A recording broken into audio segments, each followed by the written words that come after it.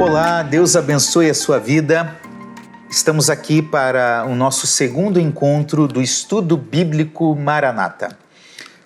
No primeiro encontro nós falamos, a partir do tema Crescendo na Palavra, os níveis de relacionamento da igreja com a Palavra de Deus. Para basearmos em um texto bíblico, nós lemos Apocalipse capítulo 1, do versículo 1 até o versículo 3, e hoje, para situarmos esse contexto do nosso encontro, do nosso estudo, eu quero ler apenas Apocalipse 1:3, que diz o seguinte: Bem-aventurado aquele que lê, e bem-aventurados aqueles que ouvem as palavras da profecia e guardam as coisas nela escritas, pois o tempo está próximo. Nossa ideia é perceber qual é o nosso nível de relacionamento com a Palavra de Deus. E aqui, então, nós precisamos começar pelo primeiro nível, que eu quero chamar de nível de aproximação. Ouvir a Palavra de Deus. É isso que a palavra está nos dizendo aqui, bem-aventurados aqueles que ouvem as palavras.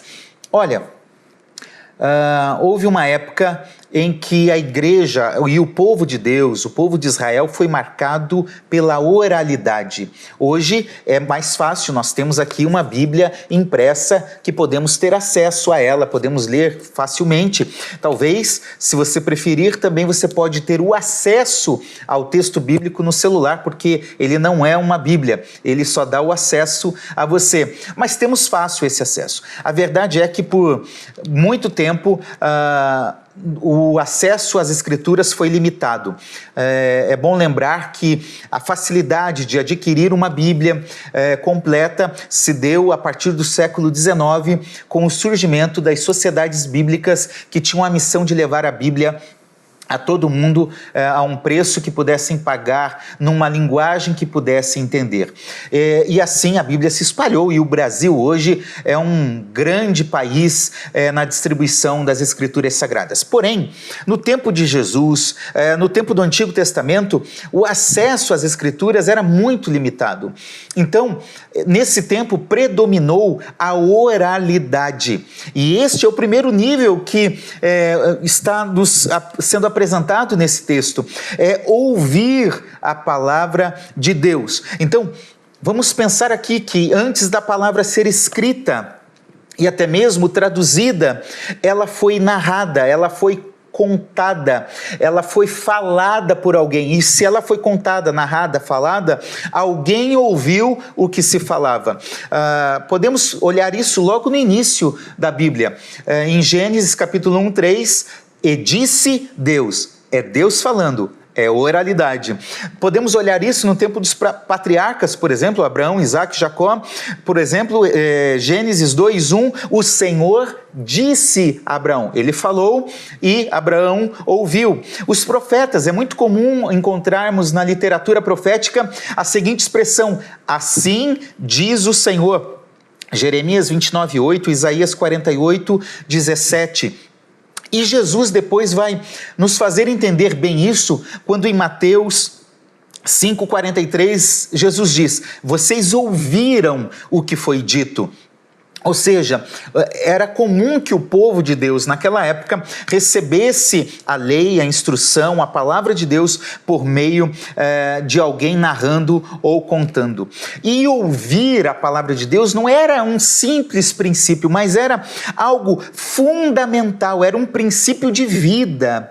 E por isso a cultura oriental, a cultura do povo de Deus, a cultura hebreia, ela é uma cultura marcada por conhecimento, por aprendizado, porque era muito comum, como um princípio de vida, ouvir as Escrituras contadas por pessoas, e passa a ser um princípio de fé para o povo de Israel.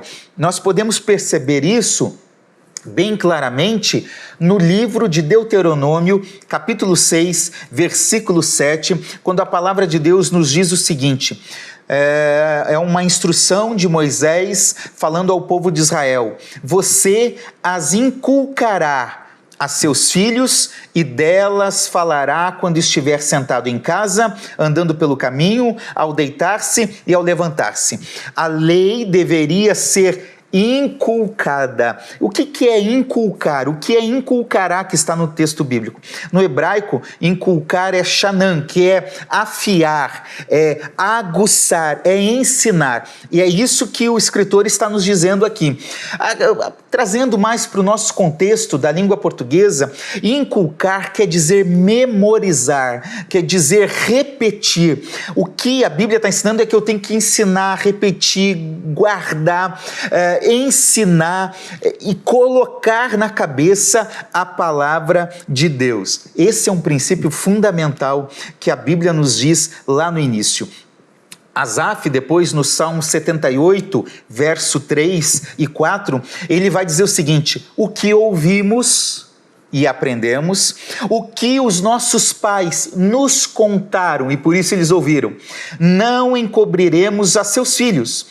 Contaremos, oralidade, à geração vindoura, os louvores do Senhor e o seu poder e as maravilhas que ele fez. Olha, o princípio da oralidade era bem presente na história do povo de Deus. Ouvir a palavra. E ouvir a palavra sustentou por diversos momentos o povo de Israel. Ouvir a palavra sustentou a igreja primitiva. Colossenses capítulo 4, versículo 6, descreve que Paulo mandou uma carta para aquela igreja e uma para Laodiceia. Ele diz o seguinte: gente aí de Colossos, leiam a carta e depois mande para Laodiceia. Gente de Laodiceia, leia a carta e depois mande para Colossos. E alguém lia em voz alta e os outros ouviam na igreja. Era esse o modelo. As pessoas não tinham um texto, não era uma carta para cada um. Então alguém lia e o restante da igreja ouvia. É exatamente isso que está acontecendo aqui, e eu gosto muito da tradução Nova Almeida Atualizada, porque ela ajusta um equívoco de tradução antiga, que diz o seguinte: bem-aventurado é aquele que lê, lê, e bem-aventurados aqueles que ouvem, vários ouvem, lê e os outros ouvem. E é muito bonito, porque aqui há uma bênção prometida. A Bíblia está dizendo que é bem-aventurado, que é mais do que feliz. Feliz é pouco para um bem-aventurado, é mais do que feliz. Por isso, meus irmãos, nós precisamos resgatar, nós precisamos reforçar a audição bíblica em nossos dias. Nós precisamos aprender a desenvolver conversas bíblicas. Nós falamos de muitas coisas. Nós falamos de política, nós falamos de futebol, nós falamos tantas amenidades da vida, mas muitas vezes nós caímos na rotina, no cotidiano, de não desenvolver conversas bíblicas. Eu não estou dizendo que é ruim falar com amigos, falar sobre futebol, não é isso. Eu estou dizendo que a gente precisa inserir na nossa vida histórias bíblicas, fala sobre a Bíblia, porque isso vai alimentar a nossa fé. Atos capítulo 1, verso 3, diz que Jesus, depois de ressuscitar, passou 40 dias com os discípulos falando sobre as coisas do reino de Deus. Jesus, mesmo depois de ressuscitado, passou 40 dias falando da palavra de Deus. Nós precisamos resgatar, e eu acho isso fundamental, músicas bíblicas. Nós precisamos cantar a Bíblia, nós precisamos cantar os textos bíblicos, ou nós precisamos cantar músicas que tenham inspiração em textos bíblicos. Agora, cuidado, porque às vezes se pega um texto isolado, fora do seu contexto, e se canta errado. Nós precisamos entender uma teologia bíblica, um papel maior da Bíblia na nossa vida, da história bíblica, para cantarmos como Asaf falou no Salmo 78, cantarmos os louvores de Deus. Nós precisamos fazer isso. Infelizmente, na atualidade, o humanismo, um pressuposto deste tempo que coloca o ser humano no centro de todas as coisas. O humanismo tomou conta das músicas. As músicas cantadas são para mim, eu quero, eu recebo, eu determino, eu declaro. E pouco para ele, pouca glória para ele e muita ênfase no ser humano. Nós precisamos resgatar músicas bíblicas cantadas na igreja. Nós precisamos, até parece incoerente o que eu vou falar agora, mas nós precisamos resgatar e valorizar pregações bíblicas. Pode acreditar, tem gente que sobe um púlpito, até abre a Bíblia, lê um texto como desculpa e realiza um discurso que não tem nada a ver com a Bíblia. Às vezes cita um texto ou outro para parecer pregação. Às vezes até um texto mal utilizado, mal empregado. Porque está fugindo da pregação sadia, genuína das Escrituras.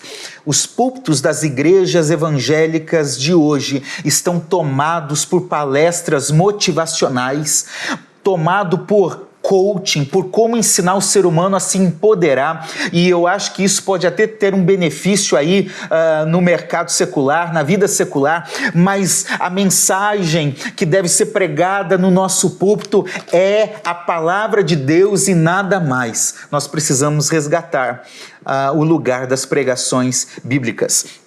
John Trapp, um comentarista bíblico do século XVII, diz algo especial. Ele diz: onde a Bíblia não tem voz, não devemos ter ouvidos.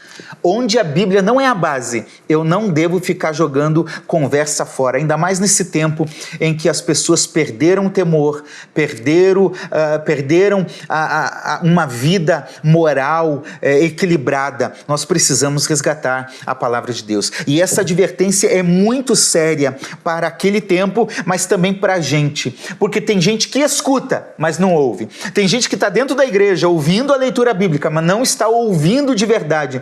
Não está ouvindo com o coração, está entrando por aqui e saindo por aqui.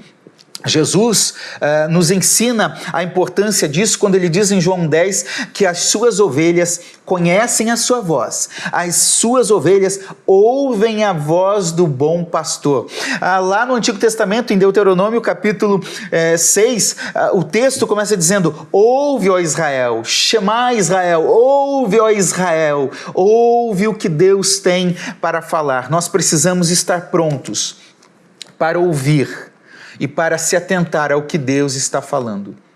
Romanos 10:17 diz que a fé vem pelo ouvir, e ouvir da mensagem, da palavra, da pregação sobre Cristo. Para ter firmeza na fé, nós precisamos ouvir. Aqui no capítulo 2, por diversas vezes, Jesus vai dizer o seguinte: quem tem ouvidos, ouça. Estranho, né? Porque certamente a maioria deles tinham ouvido se não tivesse algum problema. Todos ali deveriam ter, mas nem sempre nós estamos ouvindo. Então, se você tem ouvidos, ouça o que Deus está nos ensinando. Vamos para o segundo nível? O segundo nível é o que eu chamo de nível de constatação. Ler a palavra de Deus, a leitura da palavra de Deus. Esse princípio está aqui. Ele começa no verso 3, bem-aventurado aquele que lê. A verdade é que, ainda que ouvir a palavra seja algo bom, a oralidade continua hoje na pregação, na música, como nós já falamos. Então, ouvir tudo isso é muito bom.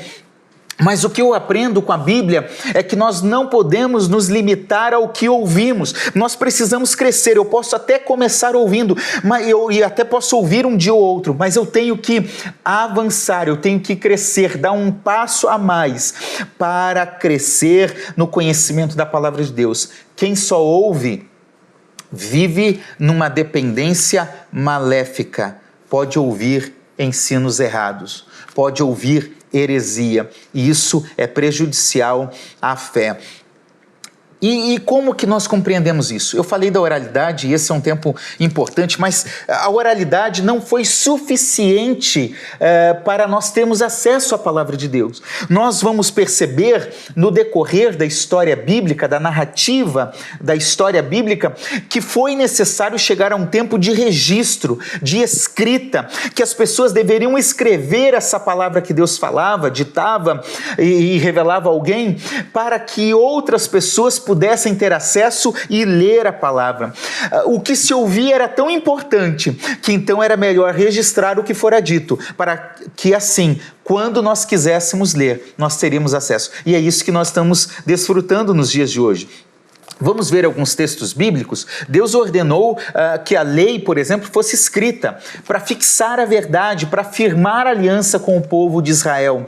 Deuteronômio 34:1 diz: então o Senhor disse a Moisés: corte 2 tábuas de pedra como as primeiras, e eu, próprio Deus, escreverei nelas as mesmas palavras. Um pouco depois, O Senhor disse ainda a Moisés: escreva estas palavras, porque, segundo o teor destas palavras, fiz aliança com você e com Israel. Deuteronômio 34, 27.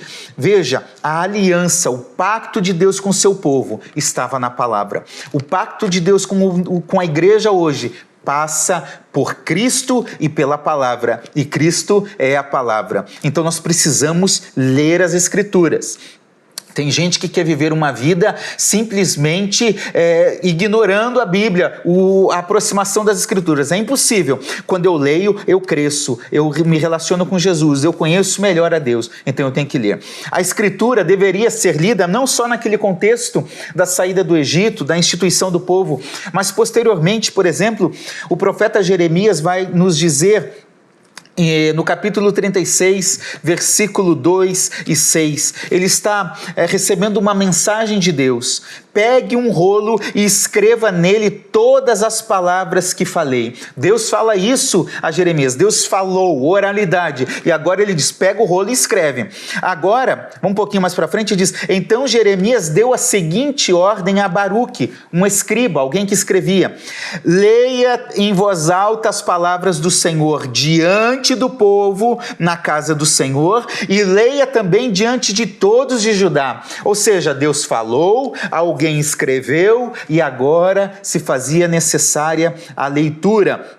Neemias capítulo 8, versículos 3, 5 e 8 também falam, lá no contexto pós-exílio, quando o povo de Deus voltou do exílio babilônico, já no finalzinho da história bíblica do Antigo Testamento, a Bíblia nos diz o seguinte: Esdras, que era um escriba que foi enviado para auxiliar o povo na sua aproximação com as Escrituras, nesse retorno para Jerusalém, diz o seguinte: Esdras leu o livro em voz alta.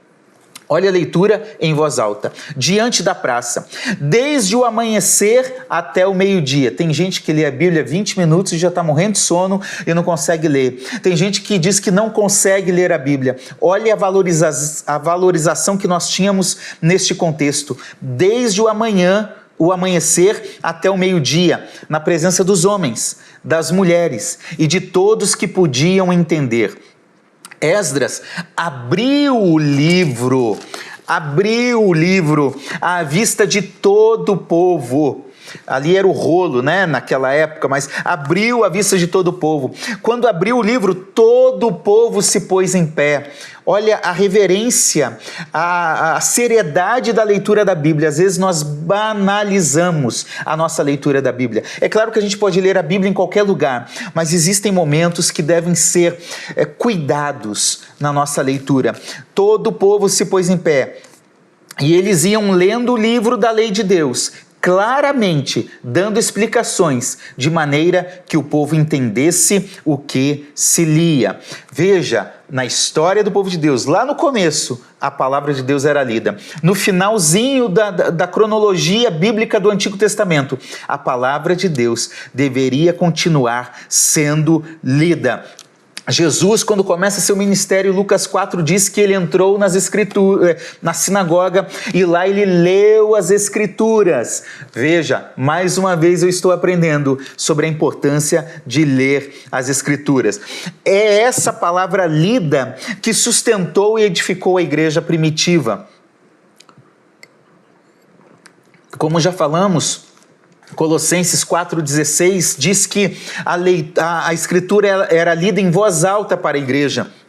Atos 17:11 nos fala que a igreja de Bereia ouvia a oralidade, o que Paulo pregava sobre as Escrituras, mas eles iriam depois confirmar lendo as Escrituras. Que coisa maravilhosa! Que bom se a igreja dos dias de hoje fosse assim também. Então, eu quero dizer para você, nós precisamos, mais uma vez, resgatar o lugar da leitura da Bíblia. Nós precisamos reforçar a importância da leitura da Bíblia em nossos dias. Eu nasci num contexto de um lar evangélico. E eu lembro que no final da década de 70 e 80, havia uma característica predominante na vida do cristão evangélico. A primeira característica é que esse cristão, ele participava ativamente da sua comunidade de fé, da sua igreja. Ele se envolvia. E não era só no culto de domingo não, tá, gente? Se envolvia. Era 3, 4 vezes por semana em reuniões e celebrações, em movimentos de evangelização, de estudo, em vigílias. Essa era uma marca. Parece que hoje não é tanto como nós gostaríamos que fosse. Mas a outra marca que nós temos é que os crentes eram chamados de Bíblia, porque justamente os crentes andavam com as Bíblias nas mãos.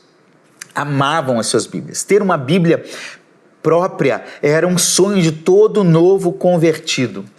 Contudo, hoje, com tantos recursos que nós temos, com tanto entretenimento, nós trocamos a igreja, nós trocamos o lugar do culto, da celebração, nós trocamos a Bíblia por qualquer distração. Muitos cultos evangélicos hoje são pautados em entretenimento, em uma música legal, em um cenário maravilhoso, em uma preparação toda técnica para o ambiente, e tudo isso não é ruim, tudo isso é bom. Muitos cultos hoje cantam demais para envolver as pessoas que estão presentes. E muitas vezes a Bíblia não é lida no culto. Muitas vezes se começa o culto, se desenvolve o culto por meia hora, 40 minutos, 1 hora e a Bíblia não foi lida. Muitas vezes pessoas que vão pregar, acredite, isso acontece, não lê a Bíblia. Eu participei de uma festividade de uma igreja, uma denominação no Brasil, 4 horas de celebração e a Bíblia não foi lida uma vez durante esse tempo. Nós precisamos resgatar a leitura bíblica na igreja. E um conselho à parte, prefira levar sua Bíblia impressa para a igreja, porque isso vai ampliar a tua visão do texto bíblico e não vai fazer com que você caia na tentação de ver qual é o resultado do jogo, a mensagem que chegou no WhatsApp ou na sua rede social e assim tirar o foco do culto. Leia a Bíblia na igreja. Em casa, leia a Bíblia você, leia a Bíblia com a sua esposa, com seu esposo, leia a Bíblia com os seus filhos, leia a Bíblia em casa. Ah, pastor, eu não tenho tempo. Perdoe-me falar tão sinceramente e objetivamente. Esta é uma mentira, esta é uma desculpa que nós damos. As nossas redes sociais serão testemunhas que nós temos tempo e temos muito tempo para ler a Bíblia. Elas vão mostrar que nós gastamos muito tempo no WhatsApp, no Instagram, no Facebook ou em qualquer outro entretenimento e não estamos lendo a Bíblia. Você sabia que se você ler a Bíblia por cerca de 15 minutos diários, você vai ler a Bíblia toda em 1 ano? Não é muito. 15 minutos não é muito tempo do seu dia. Você pode fazer isso e se comprometer em crescer, em chegar a um outro nível de relacionamento com a palavra de Deus. Há uma frase do Josemar Bessa, pastor, uma pessoa que eu admiro muito, que diz o seguinte: não ler a Bíblia é decidir não ouvir Deus naquele dia. Olha que séria essa afirmação. Não ler a Bíblia é decidir não ouvir Deus naquele dia.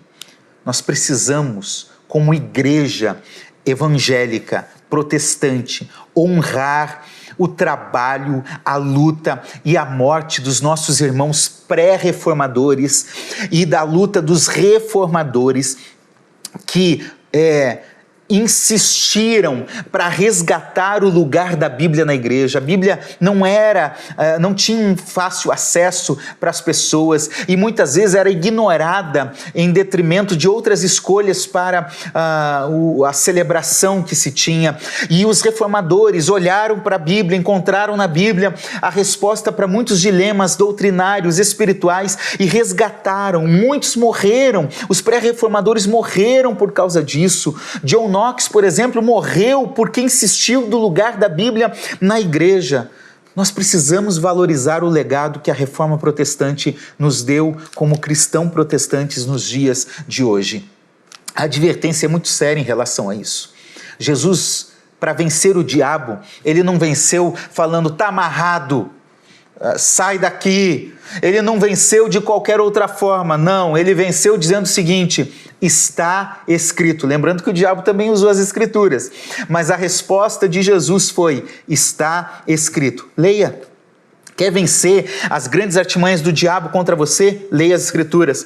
2 Timóteo 3,15, Paulo vai falar para Timóteo, o jovem pastor Timóteo: você conhece as sagradas letras que podem torná-lo sábio para a salvação pela fé em Cristo Jesus. É preciso conhecer a palavra de Deus, a Sagrada Escritura, as sagradas letras. Elas nos tornarão sábio para reconhecer Jesus como Senhor e Salvador, para colocar a nossa vida nas mãos deles, nas mãos dele, e assim alcançarmos o propósito ideal para a nossa vida. Nós precisamos ler as Escrituras. 1 Timóteo 4,13, mais uma vez, Paulo está instruindo o pastor Timóteo para fazer algo na igreja. Ele diz: até a minha chegada, Paulo chegaria onde ele estava, dedique-se à leitura pública da Escritura, à exortação e ao ensino. Ou seja, na igreja se deve ler as Escrituras. Por isso que Apocalipse 1,3 diz: bem-aventurado aquele que lê. Nós precisamos crescer e ler mais as Escrituras. O terceiro nível é um nível que eu chamo de engajamento. Estudar a palavra de Deus. E nós vamos perceber isso nesse contexto. Então, como pressuposto, é importante entender que ouvir é muito importante e necessário. Ler é fundamental, mas tudo isto ainda não é o suficiente. Por quê? Tem gente que até está ouvindo, tem gente que até lê, mas por não conhecer com maior profundidade a palavra de Deus, esta pessoa está sendo levada por ventos de doutrinas, por enganos, por heresias. E eu vou te falar uma coisa: as redes sociais, os canais no YouTube estão lotados de gente falando besteira em nome de Deus e em nome da Bíblia. E quem desconhece a Escritura cai direitinho nessa armadilha. Nós precisamos ver aqui Apocalipse 1:11. Nós já lemos. Jesus ordena que João escreva e envie essa carta para aquelas igrejas, as 7 igrejas: Éfeso, Esmina, Pérgamo, Tiatira, Sardes, Filadélfia e Laodiceia. Porém, no versículo 19 e 20, escreva, pois, as coisas que você viu, escreva o que você viu, as que são e as que hão de acontecer depois dessas. Então, coisas que viu, as que estão acontecendo e as que vão acontecer. Quanto ao mistério das 7 estrelas que você viu na minha mão direita, e quanto aos 7 candelabros de ouro, as 7 estrelas são os anjos das 7 igrejas. E os 7 candelabros são as 7 igrejas. Há uma série de linguagem aqui que precisa ser melhor compreendida. Então, há uma instrução que se deve ler e conhecer o que era, o que haveria de ser e como tudo isso ia funcionar, como tudo isso ia acontecer. Havia a necessidade das igrejas lerem e entenderem e interpretarem o que estava acontecendo. Tudo o que estava acontecendo haveria de acontecer, estava descrito. Então era preciso entender os símbolos, as visões, as profecias, entender quem é Cristo, como Cristo venceria, quais eram as promessas de Cristo para essa igreja desse tempo e como se daria a sua vitória final. Esta é uma realidade também para nós nos dias de hoje. Assim, para a igreja deste tempo do livro de Apocalipse, uma alta exigência de conhecimento, de um estudo aprofundado das Escrituras. E sabe por quê? Apocalipse não é um livro com muitos textos novos. Pelo contrário, mais da metade do livro de Apocalipse faz alusão ao Antigo Testamento. Em Apocalipse nós temos 404 versículos e 278 destes versículos fazem alusão ao Antigo Testamento. Sabe o que eu entendo aqui? Era que havia uma mensagem que mostrava para a importância de olhar para as Escrituras, para se compreender o que estava sendo revelado aqui. E permita-me dizer, essas igrejas são representativas, porque essa mensagem não se restringiu a elas. Existiam mais igrejas na província da Ásia, como existe igrejas hoje espalhadas pelo mundo inteiro. Este compromisso de estudar a palavra de Deus, de compreender, de aprofundar, de esmiuçar a palavra de Deus, é um dever contínuo de toda a igreja em todos os tempos. Jesus adverte aos saduceus em Marcos 12, 24, vocês erram por não conhecer as Escrituras. E olha que eles eram bem religiosos e estavam errando porque não conheciam, porque não estudavam. Jesus diz que as Escrituras não podem ser anuladas. Jesus diz que as Escrituras testificam dele. Então nós precisamos conhecer e estudar as Escrituras. Quem não estuda está suscetível às heresias, aos enganos, às ilusões, às falsas doutrinas. Aqui nesse contexto mesmo, no capítulo 2, versículo 14 e versículo 15, a igreja de Pérgamo, ela é criticada, ela é corrigida, porque ela é corrigida por Jesus, porque ela permitiu que falsos ensinos, ela permitiu a entrada de uma falsa doutrina de Balaão e dos nicolaítas no contexto da igreja. Quem não lê, quem não estuda, quem não se aprofunda, corre o risco de entrar em heresia. Estudar é a forma mais segura de se conhecer a verdade. John Wesley, um grande homem de Deus, um avivalista, um homem que marcou a história da igreja, diz o seguinte: eu quero conhecer uma coisa, o caminho para o céu. O próprio Deus dignou-se a ensinar esse caminho. Ele o escreveu em um livro. Dá-me esse livro, a qualquer preço, dá-me o livro de Deus. Se a gente pudesse falar como John Wesley, que desejamos e ansiamos tão este livro para conhecer a revelação de Deus, certamente nossas vidas seriam diferentes. Nós precisamos resgatar, mais uma vez, e reforçar a importância do estudo bíblico em nossos dias.